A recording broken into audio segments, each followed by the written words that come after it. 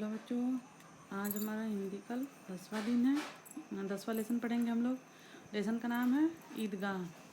इस प्रस्तुत कहानी में ईदगाह में लेखक ने बाल मनोविज्ञान का सुंदर चित्रण करते हुए बालक हामिद के प्रति दादी के वात्सल्य और दादी के प्रति हामिद के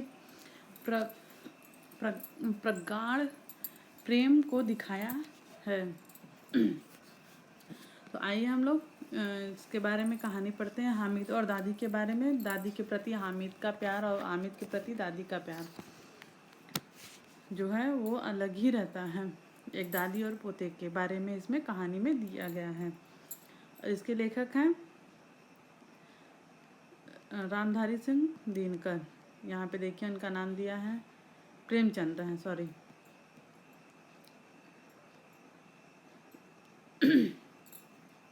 रमज़ान के पूरे 30 रोजे के बाद आज ईद आई। कितना मनोहर, कितना सुहावना प्रभात है। प्रभात मीन्स आप लोग जानते होंगे, प्रभात मीन्स होता है सुबह। वृक्षों पर कुछ अजीब हरियाली है, खेतों में कुछ अजीब रौनक है, आसमान पर कुछ अजीब लालिमा है। आज का सूर्य देखो कितना प्यारा, कितना शीतल है, मानो संसार को ईद की बधाई दे रहा है। गांव में कितनी हलचल है। ईदगाह जाने की तैयारियां हो रही हैं। किसी के कुर्ते में बटन नहीं है, पड़ोस के घर से सुई धागा लेने दौड़ा जा रहा है। किसी के जूते कड़े हो गए हैं, उसमें तेल डालने के लिए तेली के घर भागा जाता है। जल्दी जल्दी बैलों को सानी पानी दे दे, ईदगाह लौटते लौटते दोपहर हो जाएगी। सब लोग आपस में बातें करते हैं। कोई किसी के कुर्ते में बटन नहीं है तो सुई धागा लेने पड़ोसी के घर जा रहा है। किसी के जूते कड़े हो गए हैं तो तेल डालने के लिए उसमें तेली के घर जा रहा है। कोई जल्दी जल्दी गाय भैंसों को सानी पानी दे रहा है ताकि ईदगाह से लौटते लौटते दोपहर हो जाएगी तो हम गाय भैंस भूखे रह जाएंगे। 3 कोस पैदल रास्ता, फिर सैकड़ों आदमियों से मिलना भेंटना। 3 कोस दोपहर के पहले लौटना असंभव है। लड़के सबसे ज़्यादा प्रसन्न हैं। किसी ने 1 रोज़ा रखा है, वो भी दोपहर तक। किसी ने वो भी नहीं रखा, लेकिन ईदगाह जाने की खुशी उनके हिस्से की चीज़ है। रोजे बड़े बूढ़ों के लिए होंगे, इनके लिए तो ईद है। रोज ईद का नाम रटते थे, आज वह आ गई। अब जल्दी पड़ी है कि लोग ईदगाह क्यों नहीं चलते।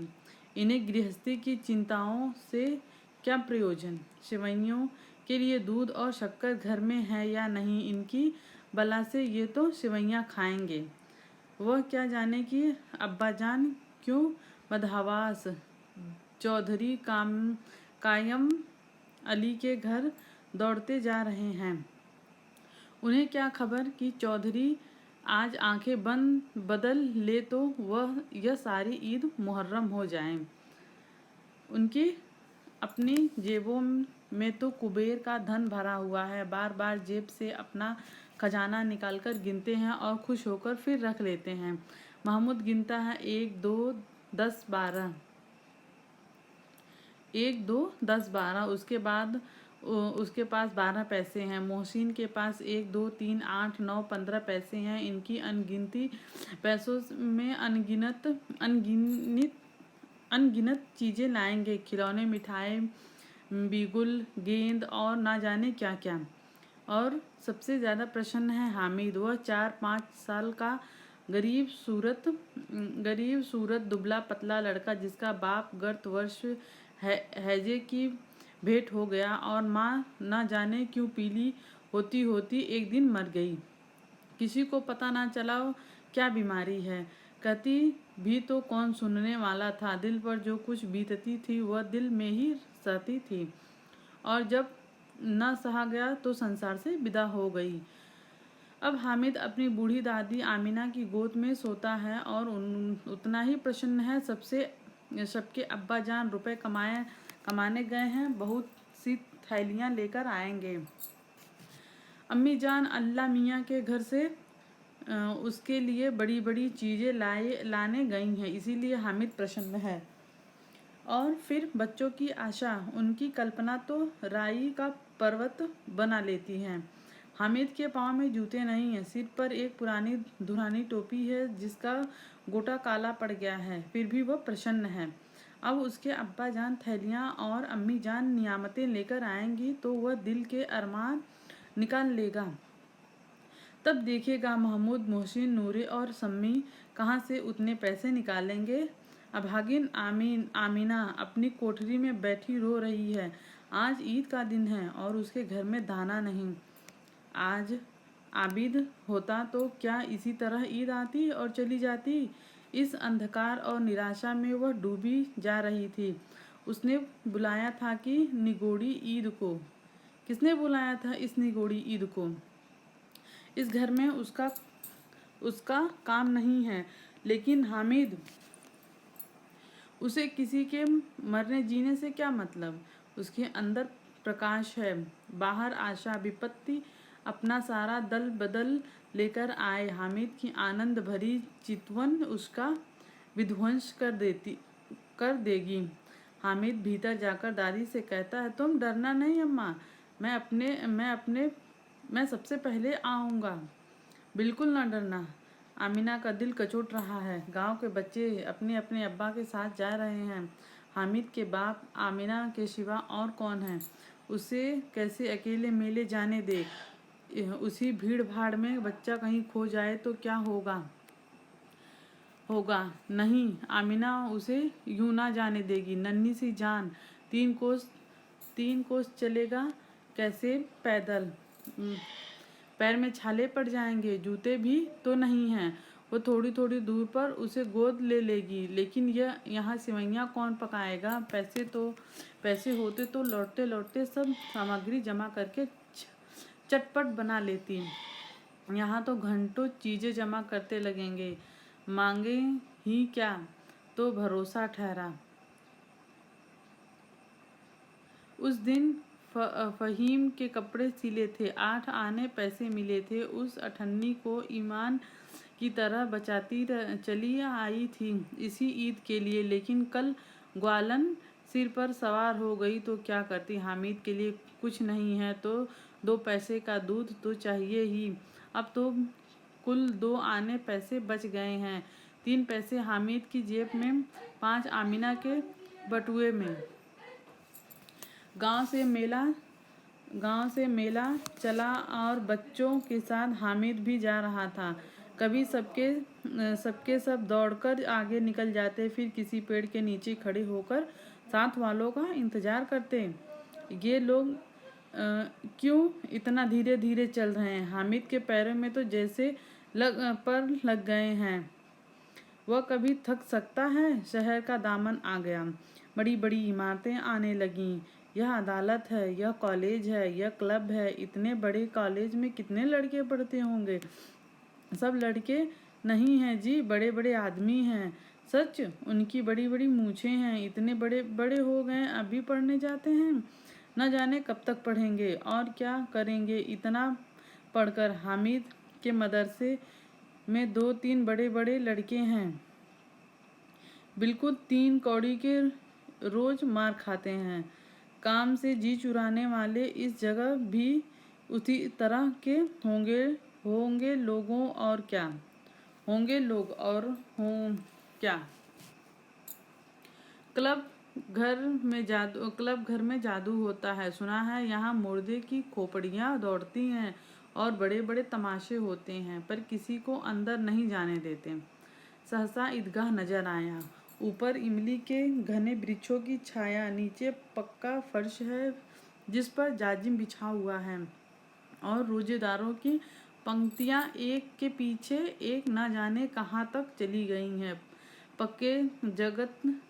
पक्के जगत के नीचे तक जहाँ जाजिम भी नहीं है। नए आने वाले आकर पीछे की कतार में खड़े हो जाते हैं। आगे जगह नहीं है।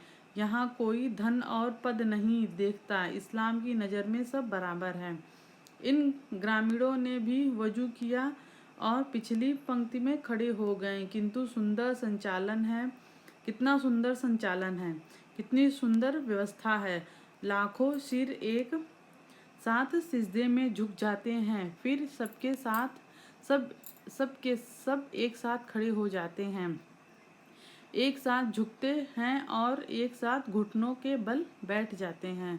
कई बार यही क्रिया होती है जैसे बिजली की लाखों बत्तियां एक साथ प्रदीप हो रही होती हों, एक साथ बुझ जाएं। प्रदीप मतलब जलना।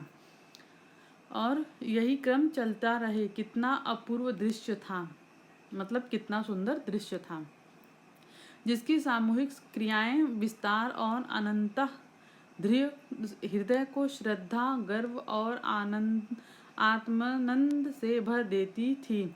मानो भ्रातृत्व का एक सूत्र इन समस्त आत्माओं को एक लड़ी में पिरोई हुई हो। जैसे एक माला, हम लोग माला देखते होंगे आप लोग, माले में एक मोतियां सारी एक लड़ी में पिरोई होती हैं एक कतार में।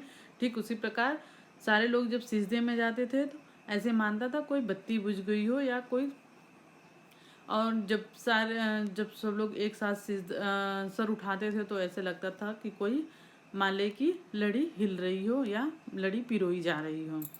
नमाज खत्म हो गई, लोग आपस में गले मिल रहे हैं, तब मिठाई और खिलौने की दुकानों पर धावा होता है। मतलब सब नमाज खत्म होती है, सब लोग एक दूसरे से गले मिलते हैं, उसके बाद से मिठाई और खिलौने की दुकानों पर बहुत अधिक भीड़ हो जाती है। ग्रामीणों का यह दल इस विषय में बालकों से कम उत्साहित नहीं है। यह देखो हिंडोला है, एक पैसा देकर चढ़ जाओ, कभी आसमान पर जाते हुए मालूम होंगे, कभी जमीन पर गिरते हुए। यह चरखी है, लकड़ी के हाथी, घोड़े, ऊंट छड़ों से लटके हुए हैं। एक पैसा देकर बैठ जाओ और 25 चक्कर का मजा लो। महमूद और मोहसिन और नूरे और शम्मी इन घोड़े और ऊँटों पर बैठते हैं। हामिद दूर खड़ा है, 3 ही पैसे तो उसके पास हैं, अपने कोष का तिहाई जरा सा चक्कर खाने के लिए नहीं दे सकता। सब चरखियों से उतरते हैं, अब खिलौने लेंगे। इधर दुकानों की कतार लगी हुई है, तरह तरह के खिलौने हैं, सिपाही और गुजरिया, राजा और वकील, भिश्ती और धोबीन और साधु। वाह कितने सुंदर खिलौने हैं। अब बोलना ही चाहते हैं। महमूद सिपाही लेता है, खाकी वर्दी और लाल पगड़ी वाला, कंधे पर बंदूक रखे हुए है, मालूम होता है अभी कवायद किए चला आ रहा है। मोहसिन को भिश्ती पसंद आया, कमर झुकी है, ऊपर मशक रखे हुए हैं, मशक का मुंह एक हाथ में पकड़े हुए हैं, कितना प्रसन्न है, शायद कोई गीत गा रहा है, बस मशक से पानी उड़ेलना ही चाहता है।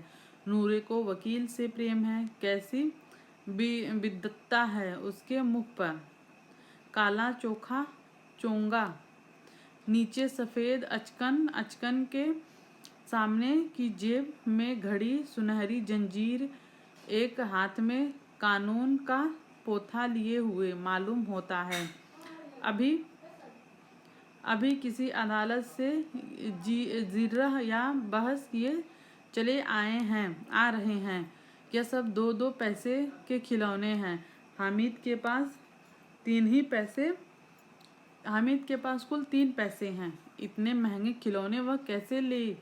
खिलौना कहीं हाथ से छूट पड़े तो चूर चूर हो जाए, जरा पानी पड़े तो सारा रंग धुल जाए।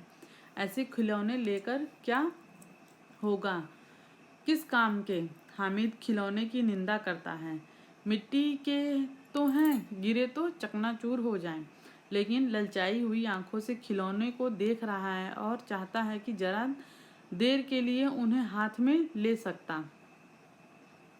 उसके हाथ अनाशय ही लपकते हैं, लेकिन लड़के इतने त्यागी नहीं होते, विशेषकर जब अभी नया शौक है। हामिद ललचता रहता है। खिलौने के बाद मिठाइयाँ आती हैं। हामिद, किसी ने रेवड़ियाँ ली हैं, किसी ने गुलाब जामुन, किसी ने सोहन हलवा मज़े से खा रहे हैं। हामिद उनकी बिरादरी के पृथक हैं। अभागे के पास 3 पैसे हैं, क्यों नहीं कुछ लेकर खाता? ललचाई आँखों से सबकी ओर देखता है। मोहसिन कहता है, हामिद रेवड़ी ले जा, कितनी खुशबूदार है। हामिद को संदेह हुआ यह केवल क्रूर विनोद है। मोहसिन इतना उदार नहीं है, लेकिन वह यह जानकर भी वह उसके पास जाता है। मोहसिन दोने से एक रेवड़ी निकाल कर हामिद की ओर बढ़ाता है। हामिद हाथ फैलाता है, मोहसिन रेवड़ी अपने मुंह में रख लेता है। महमूद, नूरे और शमी खूब तालियां बजाकर हंसते हैं। हामिद खिसिया जाता है। मोहसिन, अच्छा अब की बार जरूर देंगे। हामिद, अल्लाह कसम ले जाओ। हामिद, रखे रहो, क्या मेरे पास पैसे नहीं हैं? शमी, 3 ही पैसे तो हैं, 3 पैसे में क्या क्या लोगे? महमूद, हमसे गुलाब जामुन ले जाओ। हामिद, मोहसिन बदमाश है। हामिद, मिठाई कौन बड़ी नेमत है, किताब में इसकी कितनी बुराइयां लिखी हैं। मोहसिन, लेकिन दिल में कह रहे होगे कि मिले तो खा लें, अपने पैसे क्यों नहीं निकालते? महमूद, हम समझते हैं इसकी चालाकी, जब हमारे सारे पैसे खर्च हो जाएंगे तो हमें ललचा कर खाएगा। मिठाइयों के बाद कुछ दुकानें लोहे की चीज़ों की हैं, कुछ गीलट और कुछ नकली गहनों की। लड़कों के लिए यहाँ कोई आकर्षक नहीं था। वह सब आगे बढ़ जाते हैं। हामिद लोहे की दुकान पर रुक जाता है। कई चिमटे रखे हुए थे। उसे ख्याल आया कि दादी के पास चिमटा नहीं है। तवे से रोटियां उतारती हैं तो हाथ जल जाता है। अगर वह चिमटा ले जाकर दादी को दे दे तो वह कितनी प्रसन्न होगी, फिर उसकी उंगलियां कभी ना जलेगी। घर में एक काम की चीज़ हो जाएगी। खिलौने से क्या फ़ायदा? हामिद के साथी आगे बढ़ गए हैं। सबील पर सब के सब शरबत पी रहे हैं। देखो सब कितने लालची हैं। इतनी मिठाइयाँ ली, मुझे किसी ने एक भी ना दी। उस पर कहते हैं मेरे साथ खेलोगे, मेरा यह काम करोगे। अब अगर किसी ने कोई काम करने को कहा तो पूछूंगा, खाए मिठाइयाँ, आप मुंह सड़ेगा, फोड़े फुंसियाँ निकलेंगी, आप ही जबान चटोरी हो जाएगी। सब के सब खूब हंसेंगे कि हामिद ने चिमटा लिया है। हंसे मेरी बला से। उसने दुकानदार से पूछा, यह चिमटा कितने का है? दुकानदार ने उसकी ओर देखा और कोई आदमी साथ न देकर कहा, यह तुम्हारे काम का नहीं है जी। बिकाऊ क्यों नहीं है और यहाँ क्यों लाए हैं? बिकाऊ है क्यों नहीं तो बताते क्यों नहीं कि कै पैसे का है? 6 पैसे लेंगे। हामिद का दिल बैठ गया। ठीक 5 पैसे लगेंगे, पैसे लगेंगे, लेना हो तो लो, नहीं चलते बनो। हामिद ने कलेजा मजबूत करके कहा, 3 पैसे लोगे? यह कहता हुआ वह आगे बढ़ गया कि दुकानदार की घुड़कियाँ न सुने, लेकिन दुकानदार ने घुड़कियाँ नहीं दी, बुलाकर चिमटा दे दिया। हामिद ने उसे इस तरह कंधे पर रखा मानो बंदूक है और शान से अकड़ता हुआ संगियों के पास आया। जरा सुने सबके सब क्या क्या आलोचनाएं करते हैं। मोहसिन ने हंसकर कहा, ये चिमटा क्यों लाए पगले, इसे क्या करेगा? हामिद ने चिमटे को जमीन पर पटक कर कहा, जरा अपनी भिश्ती जमीन पर गिरा दो, सारी पसलियां चूर चूर हो जाएं बच्चा की। महमूद बोला, तो यह चिमटा क्यों, कोई खिलौना है? हामिद, खिलौना क्यों नहीं, अभी कंधे पर रखा बंदूक हो जाए, हाथ में लिया फकीरों का चिमटा हो जाए, चाहूँ तो इससे मजीरे का काम ले सकता हूँ। यह चिमटा जमा दूँ तो तुम लोगों के सारे खिलौनों की जान निकल जाए। तुम्हारे खिलौने कितना ही जोर लगावे, वे मेरे चिमटे का बाल भी बांका नहीं कर सकते। मेरा बहादुर शेर है चिमटा। ऐसा हामिद कहता है, अपने चिमटे की बड़ाई करते हुए खिलौनों की निंदा करता है। सम्मी ने खजरी ली थी, प्रभावित होकर बोला, मेरी खजरी से बदलोगे? 2 आने की है। हामिद ने खजरी की ओर उपेक्षा से देखा। मेरा चिमटा चाहे तो तुम्हारी खजरी का पेट फाड़ डाले, बस एक चमड़े की झिल्ली लगा दी, ढब ढब बोलने लगी, जरा सा पानी लग जाए तो ख़त्म हो जाए। मेरा बहादुर चिमटा, आग में, पानी में, तूफान में बराबर डटा खड़ा रहेगा। चिमटे ने सभी को मोहित कर लिया, लेकिन अब पैसे किसी के पास धरे हैं। फिर मेले से दूर निकल आए हैं। 9 कब के बज गए। धूप तेज हो रही है। घर पहुंचने की जल्दी हो रही है। बाप से जिद भी करे तो चिमटा नहीं मिल सकता है। हामिद है बड़ा चालाक, इसीलिए बदमाश ने अपने पैसे बचा रखे थे। अब बालकों के दो दल हो गए। मोहसिन, महमूद, सम्मी और नूरी एक तरफ, हामिद अकेला दूसरी तरफ।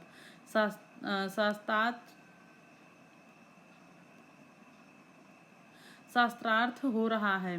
मोहसिन ने एड़ी चोटी का जोर लगाकर कहा, अच्छा पानी तो नहीं भर सकता। हामिद ने चिमटे को सीधा खड़ा करके कहा, भिश्ती को एक डांट लगाएगा तो दौड़ा हुआ पानी लाकर द्वार में छिड़कने लगेगा।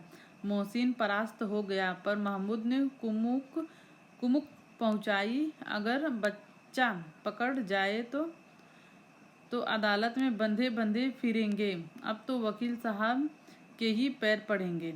हामिद इस प्रबल तर्क का जवाब न दे सका। उसने पूछा, हमें पकड़ने कौन आएगा? नूरे ने अकड़कर कहा, यह सिपाही बंदूक वाला। हामिद ने मुंह चिढ़ाकर कहा, यह बेचारे हम बहादुर रुस्तमे हिंद को पकड़ेंगे? अच्छा लाओ अभी जरा कुश्ती हो जाए। इसकी सूरत देखकर दूर से भागोगे। पकड़ेंगे क्या बेचारे? मोहसिन को एक नई चोट सूझ गई। तुम्हारे चिमटे का मुंह रोज आग में जलेगा। उसने समझा था कि हामिद लाजवाब हो जाएगा, लेकिन यह बात ना हुई। हामिद ने तुरंत जवाब दिया, आग में बहादुर ही कूदते हैं जनाब। आग में कूदना वह काम है जो यह रुस्तमे हिंद ही कर सकता है।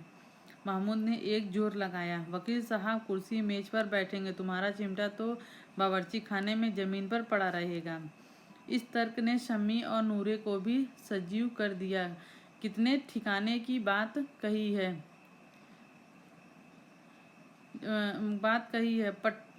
पट्टे ने चिमटा बावर्ची खाने में पड़े रहने के सिवा और क्या कर सकता है। हामिद को कोई फड़कता हुआ जवाब न सूझा तो उसने थाथली शुरू की, मेरा चिमटा बावर्ची खाने में नहीं रहेगा। वकील साहब कुर्सी पर बैठेंगे तो जाकर उन्हें जमीन पर पटक देगा और उनका कानून उनके पेट में डाल देगा।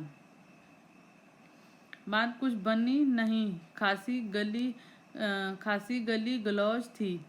कानून को पेट में डालने वाली बात छा गई। ऐसी छा गई कि तीनों सुरमा मुंह ताकते रह गए,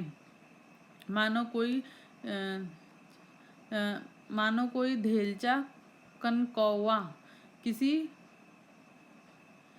गढ़वाले कनकौवे को डांट गया हो। कानून मुंह से बाहर निकालने वाली चीज है, उसको पेट के अंदर डाल दिया जावे बेतुकी सी बात होने पर भी कुछ नयापन रखती है। हामिद ने मैदान मार लिया, जिसका चिमटा रुस्तमे हिंद है। अभी इससे मोहसिन, महमूद, नूरे, समी किसी को भी आपत्ति नहीं हो सकती। विजेता को हारने वालों से जो सत्कार मिला स्वाभाविक है, वह हामिद को भी मिला। औरों ने 3-3, 4 आने पैसे खर्च किए, पर कोई काम की चीज ना ले सके। हामिद ने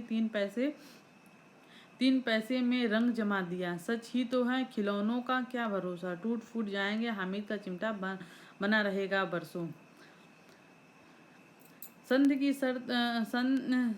की शर्त तय हो गई। मोहसिन ने कहा, जरा अपना चिमटा दो, हम भी देखें, हमारा भिश्ती लेकर देखो। महमूद और नूरे ने भी अपने अपने खिलौने पेश किए। हामिद को इन शर्तों के मानने में कोई आपत्ति न थी। चिमटा बारी बारी से सबके हाथ में गए और उनके खिलौने बारी बारी से हामिद के हाथ में आए। कितने सुंदर खिलौने हैं। हामिद ने हारने वालों के आंसू पोंछे और तुम्हें चिढ़ा रहा था। मैं तुम्हें चिढ़ा रहा था। सच यह लोहे का चिमटा भला है इन खिलौनों की क्या बराबरी करेगा। मालूम होता है। अब बोलो। लेकिन मोहसिन की पर्टी को इस दिलासे ने संतोष नहीं होता। चिमटे का सिक्का खूब बैठ गया। चिपका हुआ टिकट पानी में नहीं छूट सकता रहा है। मोहसिन, लेकिन इन खिलौने के लिए कोई हमें दुआ तो ना देगा। महमूद, दुआ के लिए फिरते हैं, उल्टे मार ना पड़े। अम्मा जरूर कहेगी कि मेले में मिट्टी के खिलौने तुम्हें मिलेंगे। हामिद को स्वीकार करना पड़ा कि खिलौनों को देखकर किसी की माँ इतनी खुश ना होगी जितनी दादी चिमटे को देखकर होगी। 3 पैसे में ही तो उसे सब कुछ करना था और उन पैसों के इस उपयोग पर पछतावे की बिल्कुल ज़रूरत ना थी। फिर अब तो चिमटा रुस्तमे हिंद है और सभी खिलौनों का बादशाह है। रास्ते में महमूद को भूख लगी। उसके बाप ने केले खाने को दिए। महमूद ने केवल हामिद को साझी बनाया। उसने अन्य मित्र मुंह ताकते रह गए। यह उस चिमटे का प्रसाद था। 11 बजे सारे गांव में हलचल मच गई। मेले वाले आए। मोहसिन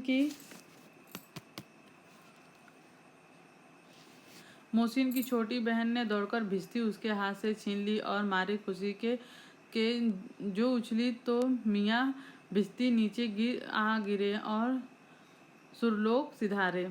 इस पर भाई बहन में मारपीट हुई। दोनों खूब रोए। उनकी अम्मा यह शोर सुनकर बिगड़ी और दोनों को ऊपर से 2-2 चाटे और लगाए। मियाँ नूरे के वकील का अंत उसके प्रतिष्ठानुकूल इससे ज़्यादा गौरवमय हुआ। वकील जमीन पर या ताक पर तो नहीं बैठ सकता।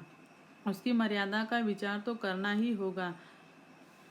दीवार में 2 खूंटियाँ गाड़ी गईं। उन पर एक लकड़ी का पटरा रखा था। पटरे पर कागज का कालीन बिछाया गया। वकील साहब राजा भोग की भांति सिंहासन पर विराजे। नूरे ने उन्हें पंखा चलाना शुरू किया। अदालतों में खस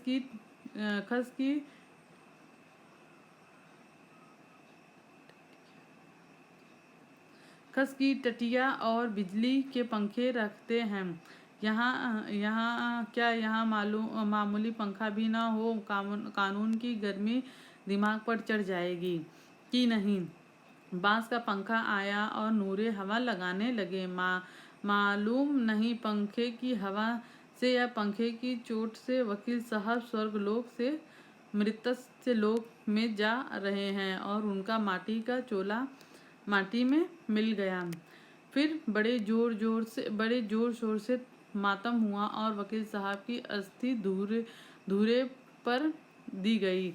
अब रहा महमूद का सिपाही। उसे चटपट गांव का पहरा देने का चर्चा मिल गया। लेकिन पुलिस का सिपाही कोई साधारण व्यक्ति तो था नहीं जो अपने पैरों चले वह पालकी पर चलेगा। एक टोकरी आई।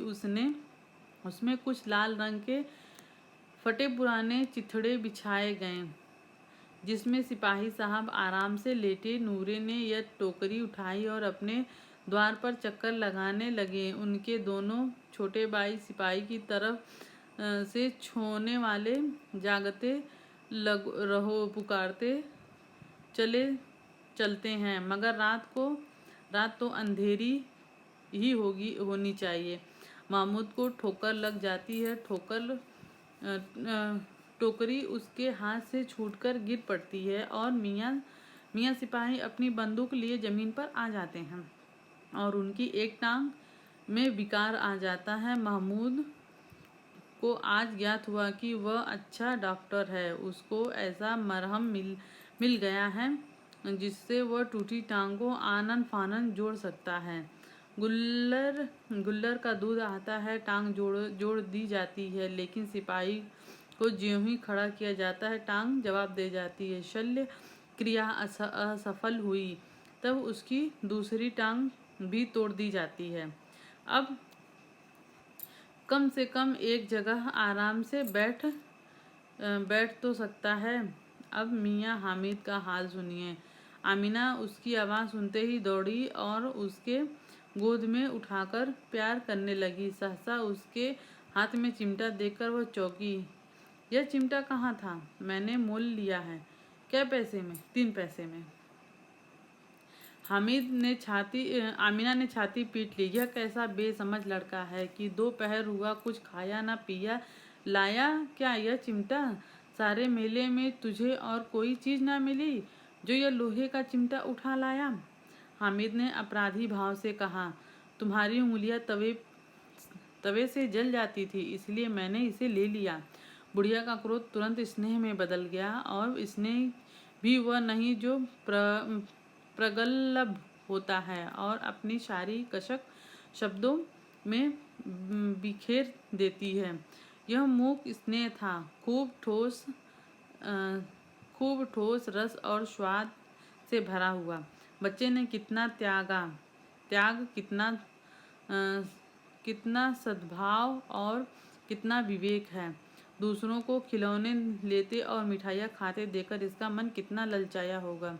इतना जब्त इससे हुआ कैसे? वहाँ भी इसे अपनी बुढ़िया दादी की याद बनी रही।